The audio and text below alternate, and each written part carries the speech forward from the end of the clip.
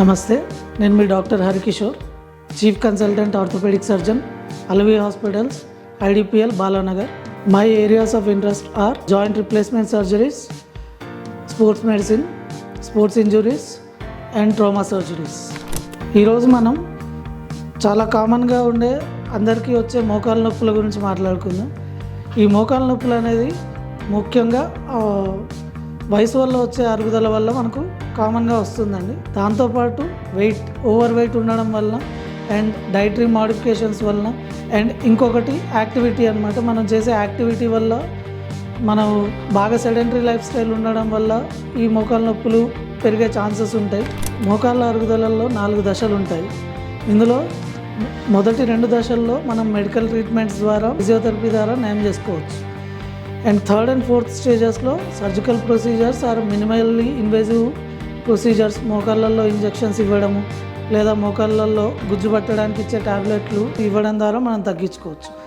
ఈ మోకాళ్ళ నొప్పులకు మన ఇంట్లోనే ఉండి తగ్గించుకోవడానికి కొన్ని simple exercises and dietary modifications చేసుకుంటే ఫస్ట్ 2 స్టేజెస్లో ఉన్న వాళ్ళకు ఈజీగా తగ్గే ఛాన్సెస్ ఉంటాయి. మోకాళ్ళ పైన ఎక్కువగా స్ట్రెస్ పడకుండా ఉండే ఎక్సర్సైజెస్ మనం ఏమవుతుంటాయో అవి చేస్తే, లైక్ సైక్లింగ్, స్విమ్మింగ్, ఇలాంటి ఎక్సర్సైజెస్ చేసి రైస్లో కూడా మనం నార్మల్ రైస్ కంటే కూడా బ్రౌన్ రైస్ని ప్రిఫర్ చేస్తే మనకి ఈజీగా తగ్గే ఛాన్సెస్ ఉంటాయి. అండ్ దానికి తోడు వేడి నీళ్ళతో కాపడం పెట్టుకుంటే చుట్టూ ఉన్న కండరాలు కాస్త రిలాక్స్ అయ్యి ఈ మోకాళ్ళ నొప్పులు అనేది తగ్గడం ఉంటుంది. అండ్ ఇంకా హోమ్ రెమెడీస్ దీనికి తగ్గడానికి చాలామంది జెల్స్ అని, ఆయింట్మెంట్స్ అని యూజ్ చేస్తూ ఉంటారు. ఇలాగనే మోకాళ్ళల్లో విస్కో సప్లిమెంటేషన్ అంటారు, ఒక ఇంజెక్షన్ ఉంటుంది, మోకాళ్ళల్లో గుజ్జు అని చెప్పి ఇస్తుంటారు. దాంట్లో మనకు మోకాళ్ళలో మొబిలిటీ పెరగడానికి, లూబ్రికేషన్ పెరగడానికి యూజ్ చేస్తారు ఆ ఇంజెక్షన్స్. ఈ ట్రీట్మెంట్ మోడాలిటీస్ అన్నిటితో కూడా మనకు రిలీఫ్ దొరకలేదు అనుకుంటే మనకి ఇంకా final option 3rd and 4th స్టేజెస్లో ఫైనల్ ఆప్షన్ అనేది మనకు సర్జరీ ఉంటుంది, మోకాళ్ళ మార్పిడి అని.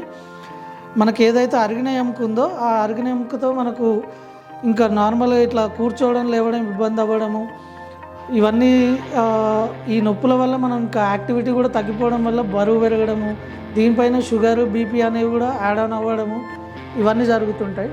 సో దీనికోసం మనం బెస్ట్ చేసుకోవాల్సింది ఫైనల్ స్టేజ్లో నీ రీప్లేస్మెంట్ అండి. ఈ నీ రీప్లేస్మెంట్ అనేది మనకు ఉన్న డ్యామేజ్ అయిన బోన్ ఎడ్జెస్ తీసేసి మనకు మెటల్ ఇంప్లాంట్స్ ఉంటాయి. ఆ మెటల్లో బయోకంపాటబుల్ ఇంప్లాంట్సే ఉంటాయి అన్నమాట. అవి మన బాడీకి సపోర్ట్ చేసే ఇంప్లాంట్స్. ఆ ఇంప్లాంట్స్తో మోకాళ్ళ మార్పిడి చేసుకుంటే మనకి ఇంకో 20 నుంచి 25 ఏళ్ల పాటు ఏ రకమైన ప్రాబ్లం లేకుండా నార్మల్గా మనము యాక్టివిటీస్ అన్నీ చేసుకోవచ్చు. డైలీ ఎక్సర్సైజెస్ కానీ, వాకింగ్ కానీ ఇట్లాంటివి చేసుకోవచ్చు, simple exercises and walking.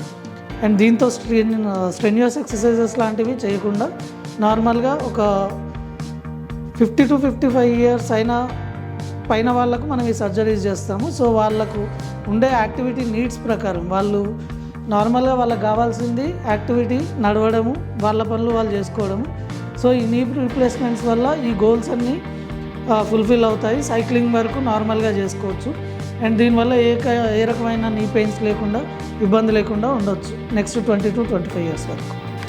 In case of any orthopedic emergencies like accidental injuries, sports injuries or any other kind of bony injuries or any bony problems, you can visit Alavai Hospitals, IDPL, Balanagar. We are available for 24/7. Thank you.